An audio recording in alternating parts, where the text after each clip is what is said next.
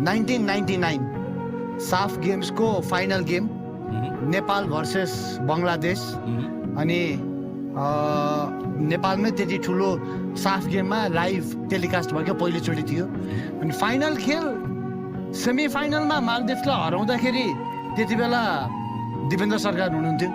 दिपेन्द्र सरकार मैदानमै ओर्लिदिएको, ओर्लेर त्यो भिडमा गएर सब खेलाडीहरूलाई अङ्कमाल गरेको, त्यति बेला खुसीले हाँसेको थियो। सबजना खुसीले हाँसेको थियो अनि हाँस्दा हाँस्दा सबै रुन थाले क्या विशाल। त्यहाँ यस्तो खुसीको माहौल भयो जब सरकारै आइदियो होइन, त्यो भयो। त्यही माहौल सायद फाइनलमा हुन्छ भनेर ठुलो आश थियो नि त। जब बङ्गलादेशले 1 गोल हानेर नेपालले फर्काउने प्रयास गर्दा गर्दा गर्दा गर्दा लगभग अन्तिम मिनेटमा नेपालले कर्नर पायो।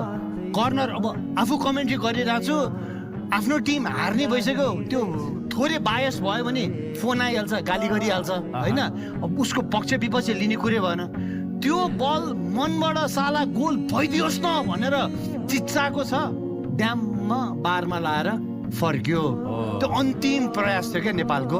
त्यो बारमा लाएर फर्किँदा आँखाभरि आँसु छ, मन भक्कानो छ, तर बोली त टुट्नु भएन। बङ्गलादेशले बचाउ गरेको भन्नै पर्यो त्यति बेला। सो त्यो समय चाहिँ कमेन्टेटर तपाईँ आफ्नो देशको गेमको गरिराख्नु भएको छ कुनै पनि समयमा, उहाँहरूले पनि त्यो एक्सपिरियन्स गर्नुभएको छ होला। त्यो चाहिँ सबसे दर्दनाक हुँदो रहेछ।